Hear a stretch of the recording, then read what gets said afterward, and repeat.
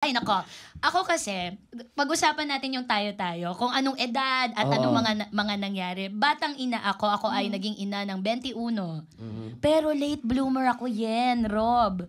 Nalaman ko ang lahat-lahat sa Birds and the Bees, 19 na ako. Imagine, so my cousins were talking about this, my friends. Tapos ako, hindi ko pinag-uusapan, iniiwasan ko dahil meron akong striktong tatay. At ang tatay ko rin, wag pag-usapan yan. Bawal yan dito sa bahay na ito. Medyo makaluma, medyo traditional. Pero ano naman, ang daddy ko, matalinong tao din. So, ang ginagawa niya, magbasa ka. Imbis na siya ang magturo, magbasa ka.